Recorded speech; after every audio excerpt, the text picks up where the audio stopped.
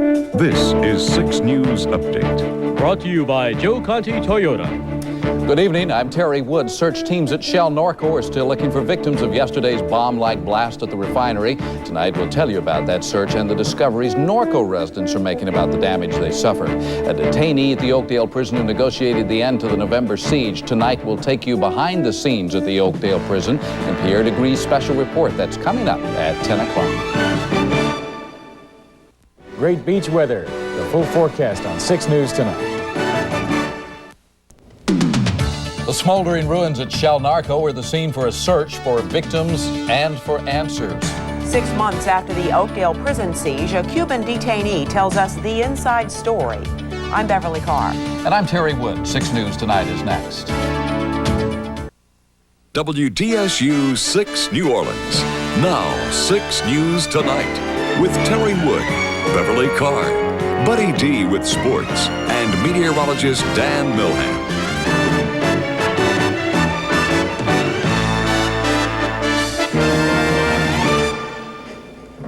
Good evening, everyone. The chemical plant at Shell Norco is beginning to operate again tonight. It was shut down following the killer explosion that ripped through a cat cracker at the refinery yesterday.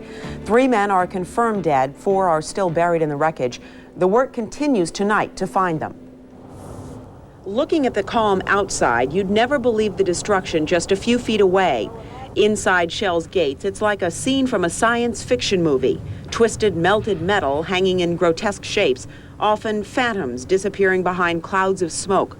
All tell the story of a tragedy. Experts in the design, safety, and environment fields have worked non-stop digging through the wreck that was a cat cracker. So far, they're not talking about what they found. It's a long, slow process. We continue the search for the remaining 4 individuals, but I have to point out to you that the going is very slow. We have a lot of heavy equipment in the area, a lot of heavy equipment down, off of their supports and that type of thing, so we're inching our way through. Although the biggest fires have been knocked down, several smaller ones continue to burn.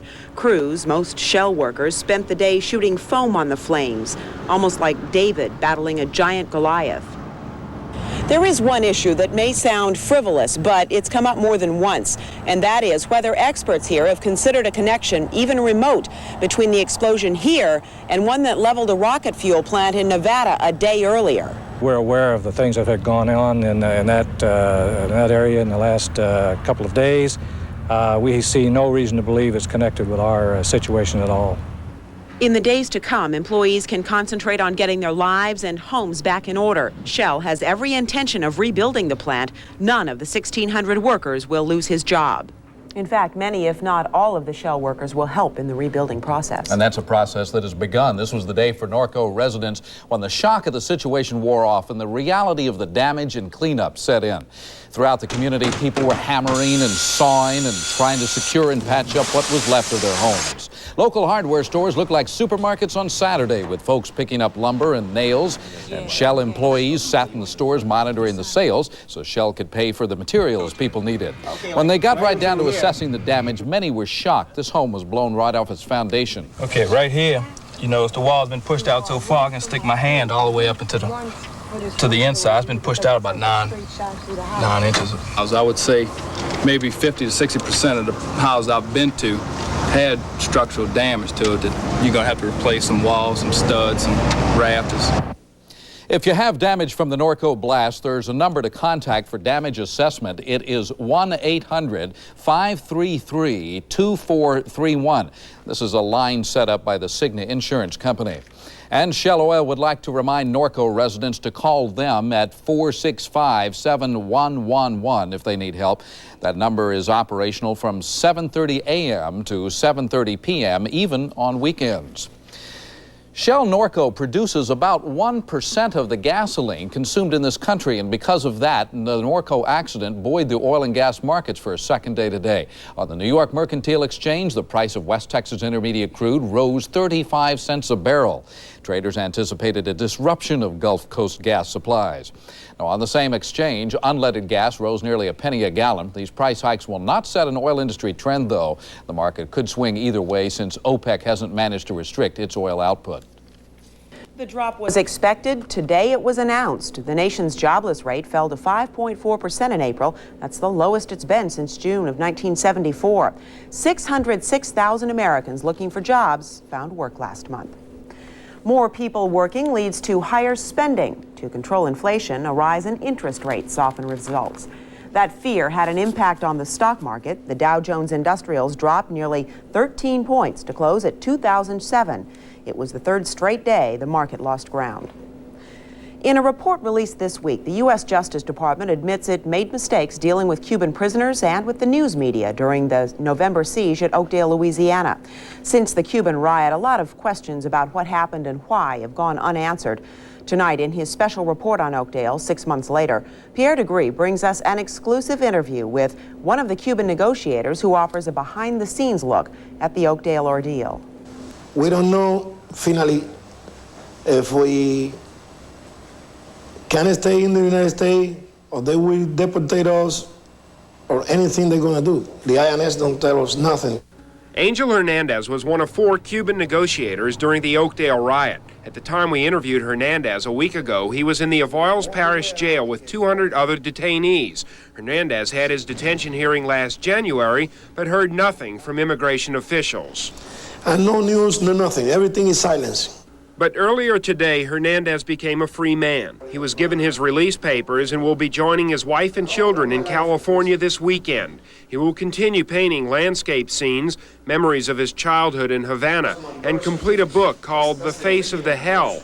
It is a book about his prison experiences and the Oakdale riot. Some of the Cubans had taken matters almost into their own hands. They had a chain.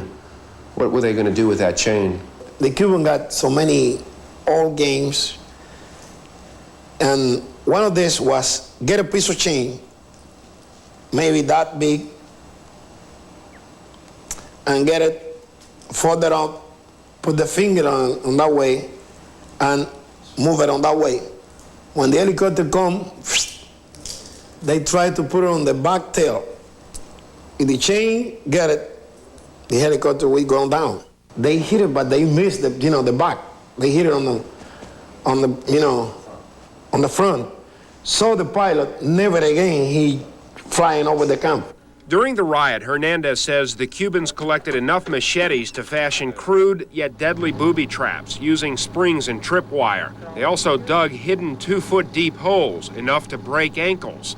Food was no problem. The Cubans had 87,000 pounds of fresh meat that was delivered the day before the riot broke out. But then federal officials cut off the water supply. We make a big wheel in the center of the yard, about 300 men. We tie our hand and we pray God for water. And in a clear day, just like this, we got a big raining and everybody go in shower and everybody get water, and we don't need no more water. So at that moment, next day they won't give us water, so we say no. Hernandez believes the Cubans rioted because federal officials failed to communicate with them and lied when they did. Only one thing they can do for us, let us know the truth. In Oakdale with photographer Tip Cunningham, Pierre Degree, 6 News Tonight. Coming up next, we'll tell you why a major airline is suing its workers. And it's back to the drawing board for the people who want to take the Rivergate off the city's hands. 1988 is leap year, and this leap year is Jeep year. Right now, your Southland Jeep Eagle dealers have amazing Jeep year deals for you. Save an incredible $2,050 on Jeep Comanche, no sporty pickup with rugged Jeep quality, or save up to $1,800 on select new Cherokees while dealers' supply lasts. For even more Jeep year values like these, see your Southland Jeep Eagle dealer. Also ask about low financing arrangements, but we have to make this a limited time offer, so come on in today. That's Jeep year at your Southland Jeep Eagle dealers. See your Southland Jeep Eagle dealer, where you can expect the best. Got a new product you'd like to turn into a business? Even something simple like geographic cookies? Then call Operation Bootstrap, a state university program sponsored by Louisiana Power and Light Company to assess new product ideas and their inventors' ability to operate a small business. It's free, and the best prospects will receive grants for assistance from university business advisors. Operation Bootstrap, just one way LP&L is working to create new jobs and a sweeter tomorrow for the people of Louisiana.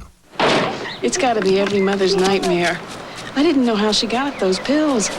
I panicked. I didn't think of calling poison control. I called my Eckerd pharmacist. I told my neighbor Carol, "You feel so helpless." The pharmacist called Amy's pediatrician and poison control. You tell me how you say thank you for something like that. To an Eckerd pharmacist, nothing's more important than your health.